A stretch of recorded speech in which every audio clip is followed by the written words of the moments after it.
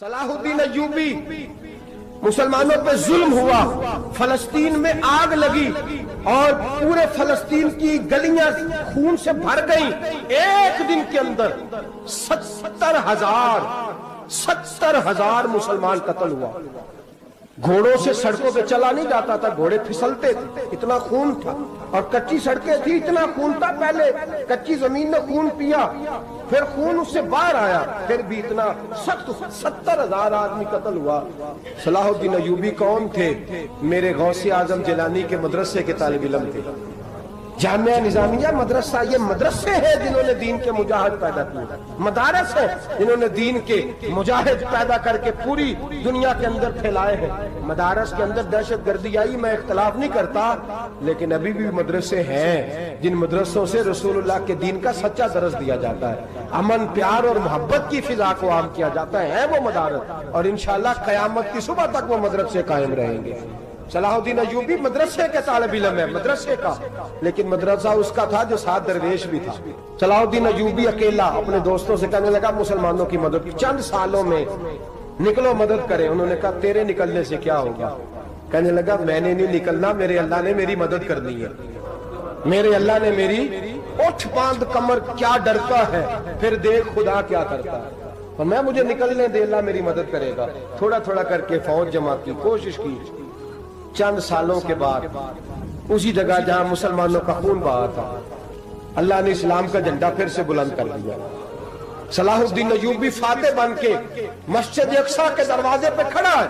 چند سال گزرے، عیسائیوں کا اپنا وہ ظلم ابھی یاد ہے، اور عیسائی سارے لیڈر کہتے ہیں تیاری کر لو، اب ہمارے بچے کاٹے جائیں گے، عورتیں بیوہ ہوں گی، گردنیں کٹیں گی، اب دیکھنا جتنا خون ہم نے بہایا تھا مسلمان اس سے دگنا بہائیں گے۔ صلاح الدین ایوبی گھوڑے پہ کھڑے ہیں اور پوچھتے ہیں او عیسائیوں بتاؤ تمہارے ساتھ کیا کروں؟ گردنیں جھک گئیں، جواب کوئی بھی نہیں۔ کہا تم نے 70,000 مسلمان ایک دن میں مارا تھا، بولو تمہارے ساتھ کیا کروں؟ تم نے ایک دن میں مسلمان یوں کاٹے جیسے گاجر مولی کاٹی جاتی ہے، بولو کیا کروں؟ عیسائی کہنے لگے ہمیں اپنے ظلم یاد ہے، تشدد یاد ہے، بربریت یاد ہے، تو بہتر جانتا ہے تو نے کیا کرنا ہے۔ صلاح الدین ایوبی گھوڑے پہ فاتح کھڑا ہے، آنکھوں میں آنسو آئے، تڑپ کے رویا، کہنے لگا میں تمہارے ساتھ وہی سلوک کروں گا جو میرے مصطفیٰ نے قریش مکہ کے ساتھ فرمایا تھا، لا تصریب علیک، جاؤ تم پر کوئی زیادتی، جاؤ تم آزاد ہو۔ اس نے کہا تو کر کیا رہا ہے؟ کہنے لگا میں کیا کروں، میں اس محمد کا ماننے والا ہوں جس نے معاف کرنا سکھایا ہے صلی اللہ علیہ وسلم، میرے پیروں میں زنجیر ہے رسول اللہ کی غلامی کی، جاؤ تم آزاد ہو۔ اس نے کہا تم آزاد ہو، لوگوں نے کلمہ پڑھنا شروع کر دیا، اشہد ان لا الہ الا اللہ واشہد ان محمدن عبدہ۔ سارے قبیلے کے کچھ نہ کچھ لوگ مسلمان، ایک قبیلہ رہ گیا مسلمان نہیں ہوتا۔ صلاح الدین ایوبی اپنے خیمے میں بیٹھے ہیں تو ایک بی بی آ گئی، اس قبیلے کا کوئی شخص مسلمان نہیں ہوتا۔ بی بی آئی، آگے کہنے لگی میرے 4 بیٹے جنگ میں کھو گئے، چھوٹے چھوٹے بچے جنگ میں کھو گئے، مل نہیں رہے، فوجیوں کو حکم دے مجھے میرے بچے تلاش کر کے دیں۔ صلاح الدین ایوبی نے جھٹ پٹ سر پہ امامہ باندھا، نیزہ پکڑا، سینے بند باندھا، اپنے جبے کو سمیٹا اور باہر کہنے لگی تو کدھر جا رہا ہے؟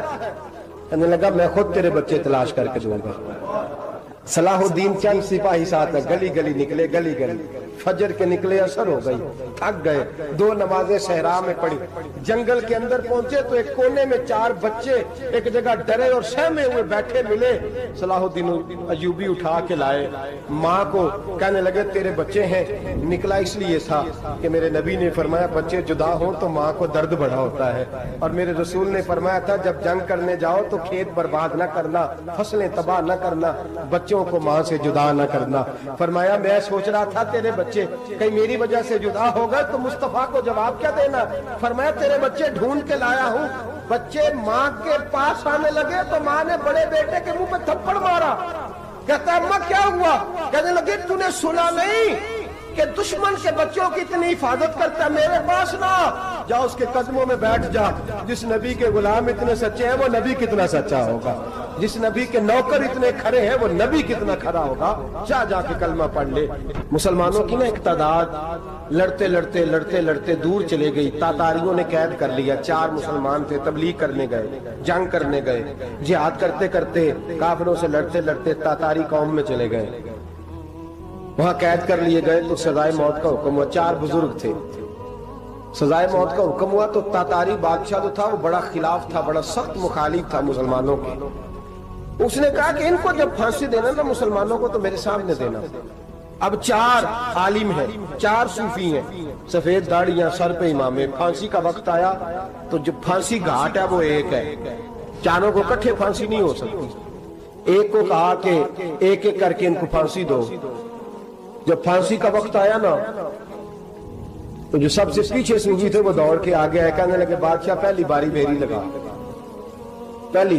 अब बादशाह ने कहा ठीक है इसे लटका दो। वो करीब आए तो दूसरे दौड़ आए, कहने लगे नहीं नहीं पहली बारी में, मैंने ज्यादा काफिर कत्ल किए, मेरा बड़ा जुर्म है, मुझे पहले सजा दो। उनको फांसी देने लगे तो तीसरे आ गए, कहने लगे नहीं ये तो मेरा कत्ल करता था, रास्ते मैं बताया करता था, ढूंढ के मैं बतलाता था कि यहाँ ज्यादा तादाद है, मुझे पहले फांसी दो। तीसरे के साथ बात हो रही थी तो चौथा दौड़ा आया, कहने लगा ये रास्ते बताता था, ये तबलीग करता था, ये सारा कुछ करता था, लेकिन कहा ये कहते थे चलो वापस चलते हैं, मैं जाने नहीं देता था। मैं कहता था और काफिर मारने और इलाके फतह करने, मेरा जुर्म बड़ा है, मुझे पहले फांसी दो। बादशाह कहने लगा मुझे 35 साल हो गए हुकूमत करते, बड़ी दुनिया को फांसी दी है, लोग तो एक दूसरे को धक्के देते हैं कि पहले तू जा पहले तू जा, और तुम कैसी कौम हो कि एक दूसरे पे कुर्बान हो रहे हो। कहने लगा तुम एक बाप की औलाद हो, जाग रहे आप लोग। तातारी बादशाह काफिर बादशाह इस्लाम की मुखालफत करते हैं, एक बाप की औलाद हो का नहीं, एक कबीले के रहने वाले हो का नहीं, एक मुल्क के रहने वाले हो नहीं। उसने कहा रिश्ता क्या है तुम्हारा, रिश्ता क्या है? तो बोल के कहने लगे खुदा एक है नबी एक है, खुदा एक है और नबी मुनफरद एक है, इस कौम की नुकसान भी एक ही सबका नबी, अल्लाह भी कुरान भी एक। क्या ही अच्छा था होते अगर मुसलमान भी एक, यूं तो सैयद भी हो, मिर्जा भी हो, अफगान भी हो, तुम सभी कुछ हो बताओ कि मुसलमान भी हो। फरमाया हमारा अल्लाह एक है, नबी एक है। तो कहा फिर एक दूसरे पे जान क्यों देते हो? फरमाया हमारे नबी ने हमें भाई भाई बना दिया है, भाई का दिल नहीं करता उसकी आंखों के सामने भाई चला जाए, हमारा दिल नहीं करता पहले मुझे दे पहले मुझे दे। बादशाह कहने लगा तुम्हारा जज्बा मुझे मुतासर कर गया, जाओ मैं तुम चारों को आजाद करता हूं, तुम्हें आजाद करता हूं। मेरे दोस्तों ये रंग था, देखे ना, ये इस धरती ने निजाम देखा है ना, इस फलक ने पहली बार देखा, इस जमीन ने पहली बार। और मेरे हज़रत साहब फरमाया करते थे जमीन तड़प के रोई, उसने पहली दफा देखा। ओहद का मैदान है, 3 सहाबा तपती हुई जमीन पे जख्मों से चूर चूर पड़े हैं। हजरत अनस बिन नजर रज़ी अल्लाह ताला अन्हु पानी का प्याला लेके पहुंचे, एक जख्मी से कहा तुझे पानी पिलाना है, तो कहने लगा मेरे जख्म थोड़े हैं, वो जो साथ पड़ा उसके जख्म गहरे हैं, पहले उसे पानी पिला दे, जा उसे दे दे। उसके पास पहुंचे तो वो कहने लगा वो मुझसे पहले गिरा था, उसका जख्म ज्यादा गहरा है, उसे पानी पिला। तीसरे के पास गए तो कहने लगा चौथा तड़प ज्यादा रहा है, उसकी उम्र ज्यादा है, मैं तो जवान हूं बर्दाश्त कर लूं, बुढ़ापे की वजह से निढाल हो गया, पहले उसे पानी पिला। चौथा कहने लगा 5वें के पास जा, 5वां कहने लगा 6ठे के पास जा।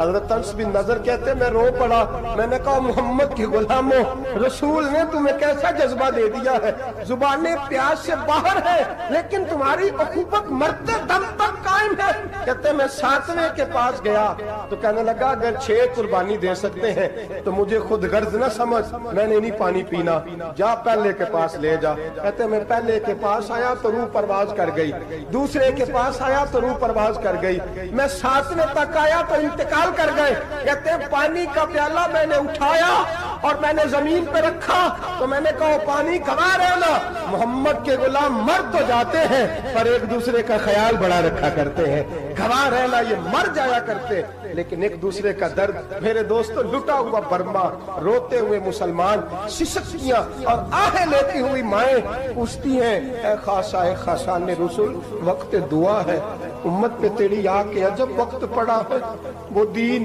جو بڑی شان سے نکلا تھا وطن سے، پردیس میں وہ دین آج غریب الغربا ہے، فریاد ہے اے کشتی امت کے نگہباں، بیڑا یہ تباہی کے قریب آن لگا ہے۔ اور کیا خوبصورت جملے کہے تھے کہ نبی پاک صلی اللہ علیہ وسلم نے، حضور نے فرمایا تھا میرا مومن ایک جان کی طرح ہوتا ہے، ایک جان کی طرح ہوتا ہے، ایک کو تکلیف ہو جسم کے ایک حصے کو سارا حصہ پریشان ہوتا ہے، فرمایا یہ ایک مکان کی طرح ہے، ایک اینٹ دوسری اینٹ کو مضبوط کرتی ہے، فرمایا یہ مضبوط لوگ ہیں، یہ مضبوط لوگ۔ حضرت عمر فاروق کا زمانہ ہے، ایک آدمی نے سیری بھیج دی ایک گھر میں بطور تحفہ، قحط کا زمانہ تھا، گوشت ملتا نہیں تھا، جانور، ایک آدمی نے سیری بھیج دی ایک آدمی کے گھر میں۔ اس نے کیا کیا؟ اس نے اپنی بیوی سے کہا ہماری تو خیر ہے، ساتھ والا پڑوسی زیادہ غریب ہے، ادھر نہ بھیج دے، یہاں گندم امیر شہر کی ہوتی رہی خراب اور بچی کسی فقیر کی فاقوں سے مر گئی، کہا ساتھ والے پڑوسی کے گھر سے میں کئی دنوں سے بھوک کی آوازیں، وہاں بھیج دے۔ اس کے گھر گئی تو اس کی بیوی شوہر کو مشورہ دیتی ہے، کہتی ہے میرے بچے تو دلیر ہے، ساتھ والے کے چھوٹے ہیں، وہ گزارا نہیں، ادھر نہ بھیج دیں۔ ادھر گئی، ایک روایت ہے 7 گھر، ایک روایت ہے 21 گھر، 21 گھروں میں گھومتی ہوئی وہ سری پھر پہلے کے گھر میں آ گئی، اور پہلا صحابی کہنے لگا صرف تو نے ہی محمد کا کلمہ نہیں پڑھا، باقی 20 نے بھی پڑھا ہوا ہے، صرف تو نے ہی رسول اللہ سے یہ درس نہیں لیا، باقیوں نے بھی لیا ہے، اور صرف تیرے اندر ہی جذبہ احسار نہیں، تو ہی صرف مسلمانوں سے پیار نہیں کرتی، سارے ہی پیار کرتے ہیں۔ وہ سری پھر آ گئی ہے، اب کیا کرنا ہے؟ اب کیا کرنا ہے؟ تو امام نبوی نے لکھا ہے، وہ کہنے لگی کرنا کیا ہے؟ پکاؤں گی میں اور کھائیں گے 21 گھر، پھر بھی اکیلے نہیں کھائیں گے، پکاؤں گی میں اور کھائیں گے 21 گھروں کے مطابق شوربہ پکا، اور پھر برتن میں ڈال کے وہ بی بی ایک گھر کا دروازہ کھٹکھٹاتی ہے، کہتی ہے مصطفیٰ کے غلاموں نکلو باہر اور کھاؤ، اس لیے کہ جس نبی نے مجھے پیار کا حکم دیا اسی نے تمہیں بھی پیار کرنا سکھایا ہے، یہ رنگ چشم فلک نے سکھایا ہے۔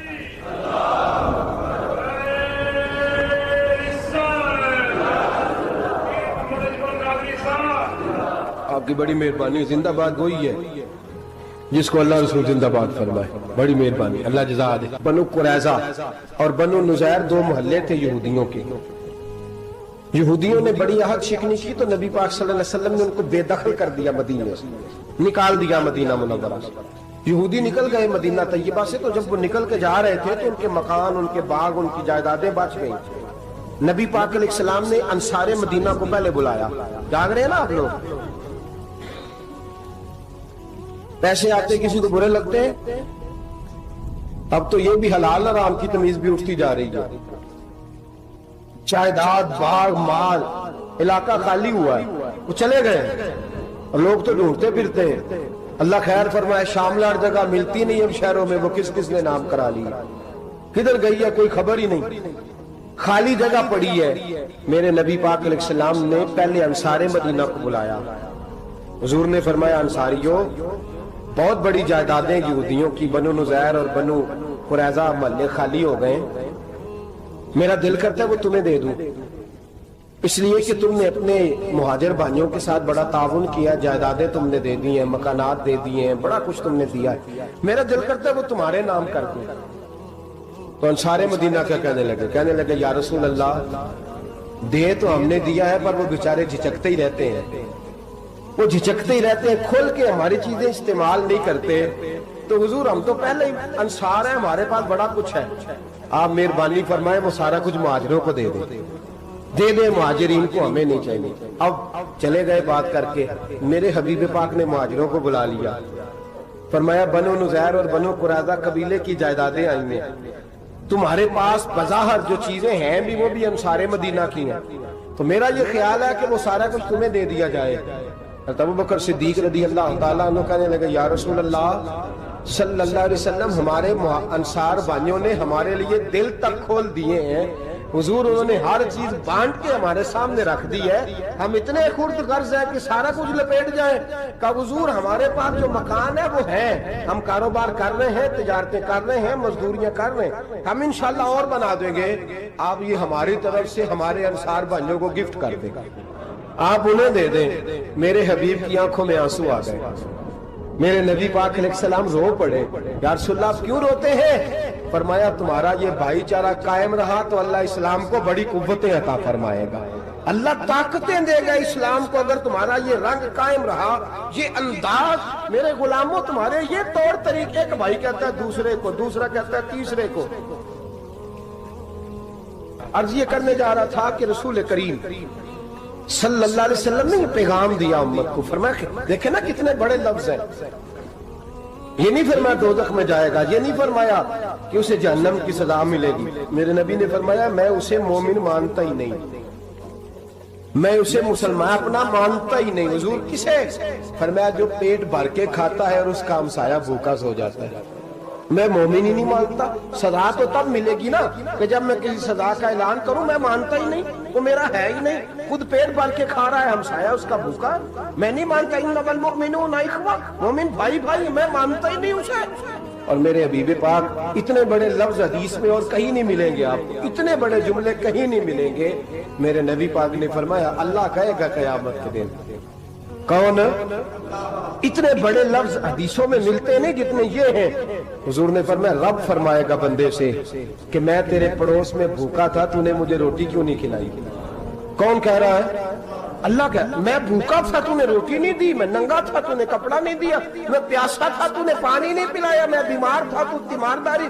یا اللہ نہ تو کھاتا ہے، نہ پیتا ہے، نہ کپڑا پہنتا ہے، نہ تو بیمار ہوتا ہے. لا تاخذہ سنۃ ولا نوم، تجھے بیماری آتی نہیں، اونگ نیند نہیں آتی. میرے مالک تو میرے پڑوس میں تھا. حضور فرماتے ہیں رب فرمائے گا وہ جو بندہ تیرے پڑوس میں بھوکا تھا تو بندہ تو میرا ہی تھا نا. وہ جو بندہ تیرے پڑوس میں ننگا تھا تو بندہ تو میرا ہی تھا نا.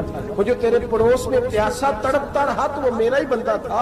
تو دوائی لینے جائے تو بڑے اسپتال میں اور اس بیچارے کو 20 روپے پرچی کے لیے میسر نہ آئے تو میرا ہی بندہ تھا. میرے دوست خیال کر اور یاد رکھ یہ جو ہمسائے ممالک میں ظلم ہوتے ہیں، زیادتیاں ہوتی ہیں. ہمارے گھر کا پنکھا اچھا چلتا ہے، ہم جلوس اس وقت نکالتے ہیں جب ہماری لائٹ بند ہوتی ہے. ہم جلوس اس وقت نکالتے ہیں جب ہمارا ایسا جو ہمیں تنگ کرتا ہے. ہم اس وقت درد محسوس کرتے ہیں جب ہمارے گھر تک آگ آ جاتی ہے.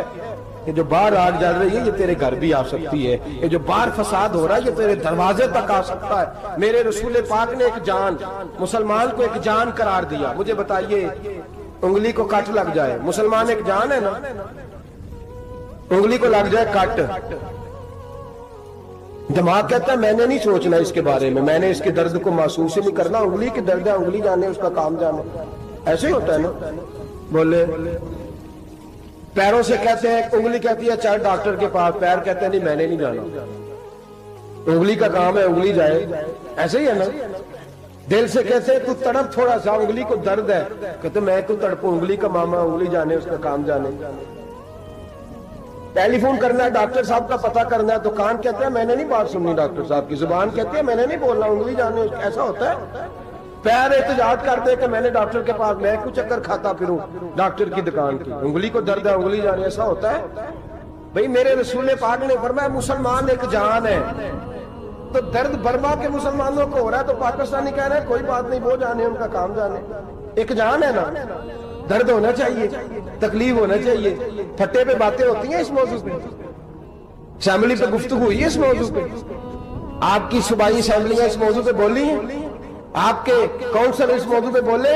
ہم تو اپنی اپنی سیاستیں، اپنے اپنے تماشے، اپنے اپنے چکروں میں لگے ہوئے. وہ دریا کے اندر سسکتے مسلمان، بنگالی کہتے ہیں ہمارے نہیں، برمی کہتے ہیں ہمارے نہیں، پاکستانی کہتے ہیں ہمارے نہیں، ترکی کہتے ہیں وہ کس کے ہیں؟ وہ کس کے ہیں؟ وہ اللہ کے بندے ہیں، محمد عربی کے غلام ہیں صلی اللہ علیہ وسلم. میرے دوستو کیا ہمیں کیا غرض ہے؟ وہ جانے ان کا کام جانے. یہ جب تیرے پیروں تک آگ آئے گی پھر تجھے پتہ چلے گا یہ بڑی سخت آگ ہے. آج جس کافر نے برما پر عرصہ دراز تنگ کیا، مسلمان تھوڑے تھوڑے مفاد لینے کی خاطر نا، بنو عباس اور بنو امیہ کی جنگ چل رہی تھی. بنو عباس جو تھے وہ غالب آ گئے، بنو امیہ جو تھے ان کی حکومت ختم ہو گئی. تو عیسائیوں نے بنو امیہ سے کہا کہ ہم تمہارے ساتھ تعاون کرتے ہیں، ہم تمہارے ساتھ تعاون کرتے ہیں اور بنو عباس پہ غلبہ پا کے تمہیں حکومت دلاتے ہیں. بنو امیہ بڑی جدوجہد کر رہے تھے بادشاہی کے لیے، لیکن انہوں نے کہا کہ ہم لڑ رہے ہیں، کوشش کر رہے ہیں. लेकिन हमें किसी काफिर की मदद की जरूरत नहीं। हम जितना मर्जी लड़े, लेकिन काफिरों के हाथों बनु अब्बास को मरवाने को हम तैयार नहीं है। मैं खबरदार, तुम्हारा आपस का मामला है, हम खुद निमट लेंगे, तुम्हें इजाजत नहीं देते तुम अंदर कूदो और कूद करके तुम फसादात पैदा करो और मुसलमानों के अंदर तकसीम करो। मेरे दोस्तों, मुसलमान को सोचना चाहिए, सोच बड़ी रखनी चाहिए। घर की जंग से निकल आ, अब बहू सास के झगड़े से बाहर आ जा, अब मल्ले की सियासत छोड़ के बाहर का सोच। अब इस्लाम को तेरी हाजत है। अब पूरी दुनिया जब मुसलमान को देखे ना, फेसबुक यूज होती है, उस पर नौजवान जब इस्लाम की बात करने लगेगा, उस पर जब बड़ा इस्लाम की बात करने लगेगा, पूरी दुनिया में पैगाम जाएगा कि मुसलमान अब जागने लगा है, मुस्लिम खाबीदा बेदार होने लगा है, अब इसकी आंखें खुलने लगी है, अब ये अपने मजहब की बात करता है, अब ये अपने मुल्क से, सूबे से, बरादरी से निकल कर बोलता है, अब ये कहता है कि बाजू तेरा तौहीद की कुव्वत से कवी है, इस्लाम तेरा देश है, तू मुस्तफी है। अब ये बड़ी सोच रखता है, अब ये आलमी बात करता है। मेरे दोस्तों, हमारा तो हाल ये है, इमाम आज़म अबू हनीफा का फतवा है, आप फरमाते हैं जो मौलवी आलमी हालात से बाखबर ना हो वो जुमे की तकरीर ना करे, वो मुसलमानों की रहनुमाई नहीं कर सकता। आलमी हालात से जो खबरदार ना हो, तो जिसको छुट्टी हो जाए, तूने खत्म नहीं पढ़ा, दौड़ जा मस्जिद से, तू खत्म नहीं पढ़ता, हमारे तुझे पता ही नहीं दुकान रहता, भाग जा। वो आलमी हालात पे बात करेगा, क्योंकि बेचारे को तो पता है मेरी सवेरे छुट्टी हो जानी। सियासत का लफ्ज छेड़ा नहीं तो मैं गया नहीं। याद रखे, वो जो बेदारी है, वो जो आला ज़र्फी है, वो जो बड़ी सोच है, वो जो मिल्लत की सोच, वो जो कौमियत की सोच है, वो जो आगे बढ़ने का ज़ाविया, वो तो अंदर इकबाल कहते हैं गला तो घूंट दिया अहले मदरसा ने तेरा, गला तो घूंट दिया अहले मदरसा ने तेरा, तुझे तो मदरसे वालों ने प्लेट पकड़ा दिया कि जा सवेरे लंगर इकट्ठा करके ला और दोपहर को रोटियां मांग के ला और देख आज मरा कौन है, खत्म किसका पढ़ना है। तो गला तो घूंट दिया अहले मदरसा ने तेरा, अब कहां से आएगी सदा ला इलाहा इल्लल्लाह, तो घूंट दिया तेरा गला, तू कैसे बड़ी बात करेगा। बड़ी बात के लिए बड़ी सोच चाहिए, बड़ी तगोदो चाहिए, बड़ी कोशिश चाहिए, बड़ा हौसला चाहिए। मुसलमान छोटी छोटी लड़ाई में, छोटी छोटी जंग में, एक दुकानदार दूसरे दुकानदार से लड़ रहा है, गली वाला दूसरी गली वाली से लड़ रहा है, मोहल्ले वाला मोहल्लों पे एतराज, एक शहर में रहने वाले मैंने दूसरे मोहल्ले पे एतराज करते देखे। यकीन करें, एक शहर में रहने वाले, इलाके में बसने वाले कहते हो भाई तौबा है, इस मोहल्ले तो अल्लाह ही बचाए। ला हौला वला कुव्वत। वो जो तकसीम दर तकसीम की सोच है, उसने छोटे छोटे टुकड़ों में मुसलमानों को बांट दिया है। छोटी छोटी तकसीम है, छोटा छोटा हमारा मिजाज है, छोटी सोच है। बड़ी सोच की बात सुनिए, सलाहुद्दीन अय्यूबी, जाग रहे हैं ना आप लोग, तुसा आखना हजरत साहब एडी वड्डी गल छेड़ छड़ी है, इसका मतलब ही कोई नहीं, किन्ने बर्मा जाना है तो किन्ने मदद करनी है। मैं तो भाई फरीदा सर अंजाम दे रहा हूँ। मेरे नबी ने फरमाया बुराई को या हाथ से बदल, हाथ से नहीं बदल सकता तो जुबान से तो बोलना। तो मैं माजूर हूँ, कमजोर आदमी हूँ, हाथ से बदलने की ताकत नहीं रखता, तो दूसरे दर्जे पे तो मुझे अमल करने दो ना। असर करे न करे सुन तो ले मेरी फरियाद, नहीं है दाद का तालिब ये बंदा आजाद, रोने तो दो, तड़पने तो दो, आहें तो बहाने दो, सिस्कियां तो लेने दो, मार खाइए तो तड़पने तो दो। वो कुरान पाक, बर्मा में पाबंदी लगी है तो मैं यहाँ सोचने लगा हूँ कि वहां तो पाबंदी लगी है, यहाँ पहले लोग कोई नहीं पढ़ी। माज़अल्लाह ताला हालात दिन ब दिन मुसलमानों के लिए एक एक करके, अफगानिस्तान में जो आग लगी थी, फिर वो इराक में भी लगी, फिर वो लीबिया में भी लगी, फिर वो मिस्र में भी लगी, फिर वो यमन में भी लगी, सऊदी अरब में धमाके हुए, मेरा दिल तड़पा है, मुझे परेशानी हुई। मैं बच्चे 5 थे, मैं बड़ा डिस्टर्ब हुआ। मैंने कहा यार ये हमारा सबका इज्माई अकीदत का मरकज है, हम कम से कम 1000 इख्तलाफ के बावजूद कहा करते थे कि अरब में अमन है यार, वहाँ सुकून है, वहाँ दुकानें खुली छोड़ के लोग चले जाते हैं। वहां भी फसाद होने लगा, वहां भी आग बढ़ गई है। लेकिन हम सिर्फ छोटी छोटी करके जब आग बुझाने की कोशिश करेंगे, उस वक्त आग नहीं बुझेगी जब हर आदमी अपने प्याले में पानी लेके आएगा, हर शख्स अपने घर की नल चलाएगा, हर शख्स नलका चलाएगा और पानी निकाल के ये आग बुझाएगा, तब ये आग बुझेगी। हर आदमी को किरदार, सोच बड़ी करें, नजरिया बड़ा करें, मिल्लत की बात करें, मुसलमान होके सोचे, मुसलमान होके सोचे। खुदारा निकले ये घर के झगड़ों से, थोड़ी देर के लिए अपने आप को बड़ा करें, बड़ी सोच आप बनाएं। जब दोस्तियां लगाएं, गिराने लगाएं, तो छोटे मोटे हिसाब से बचें। बाबा बुल्ले शाह साहब फरमाते कोरे वर्क किताब नहीं होंगे, ਕੋਰੇ ਵਰਗ ਕਿਤਾਬ ਨਹੀਂ ਹੁੰਦੇ, ਪੱਥਰ ਦਿਲ ਗੁਲਾਬ ਨਹੀਂ ਹੁੰਦੇ। ਉਹ ਬੁੱਲਿਆ ਯਾਰੀ ਸੋਚ ਕੇ ਲਾਈ, ਯਾਰਾਂ ਨਾਲ ਹਿਸਾਬ ਨਹੀਂ ਹੁੰਦੇ। फिर जरा निकले इस हिसाब किताब से बाहर, बुलिया यारी सोच के लाई, यारा नाल साहब नहीं होंगे। फिर जरा बड़ा ज़हन करे, छोड़े अपने साहब। युबसिरून अला अनफुसिहिम वलनबलुवन्नकुम बिशैइन मिनल खौफि वल जुइ व नक्सिन मिनल अम्वालि वल अनफुसि वस्समरात। फिर हिसाब किताब से निकले। फिर इमाम अली मकाम की तरह ये सोच बनाए कि हुसैन के बच्चे चले जाए तो कोई हर्ज नहीं, उम्मत पर आंच नहीं आनी चाहिए। एक इमाम अली मकाम, कल तक इमाम मैदान में खड़े थे तो अकेले थे, लेकिन आज पूरी दुनिया कहती है हुसैन हमारा है, हुसैन हमारा है। आज नजरिया इमाम अली मकाम जिंदा है, तू अकेला है तो खड़ा हो। ये ना कहा कर छोटी सी मस्जिद है, एक कोना का खड़कावा, मौलाना तकरीर कर रहे हैं तो क्या बनेगा। एक आवाज कहीं से गूंजा करती है, फिर उसमें तासीर मेरा अल्लाह पैदा फरमा दिया करता है, फिर उसके अंदर कुव्वत मेरा रब पैदा फरमा दिया करता है, फिर अल्लाह उसमें तासीर पैदा करके चार दांग आलम में फैला दिया करता है। जब आप नमाज पढ़ रहे होते हैं, जब आपका मुसल्ला आबाद होता है, सलाहुद्दीन अय्यूबी एक बुजुर्ग से मुलाकात हो गई, बैतुल मक़दस पर कब्जा था ईसाइयों का। तो सलाहुद्दीन बड़े परेशान थे। वो बाबा जी कहने लगे, पुत्र क्या हुआ? कहने लगे, हुजूर पता चला है दुश्मन के 2 बहरी बेड़े असला लेके आ रहे।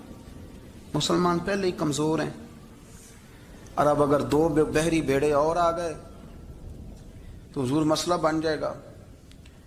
तो मैं परेशान हूं कि किस तरह ये कम मसले वाली हमारी फौज है, कैसे मुकाबला करेगी। तो बाबा जी कहने लगे, पुत्र इस तरह करना, आज रात तू भी दुआ करना और मैं भी करूंगा, तू भी दुआ करना। आप नाराज ना होना, हम तो पीरों वाले हैं, हम तो पीरों के नौकर गुलाम हैं, हमारा तो गुजारा ही नहीं, हमें तो मिलता है सारा कुछ वहां से। पर मेरा सवाल ये है कि तवीज़ लेने जाते हो, नफल क्यों नहीं पढ़ते?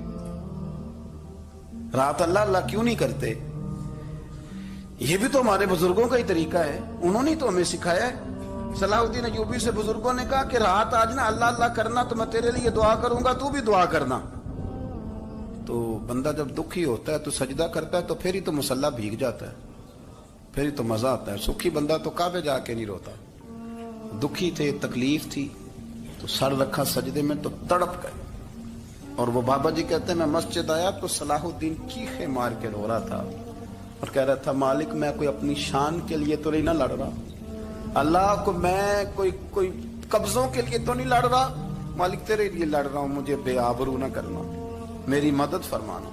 कहते मैं आया था कि मस्जिद में दुआ करूंगा, पर सलाहुद्दीन अय्यूबी को रोते देखा तो मैं लौट गया।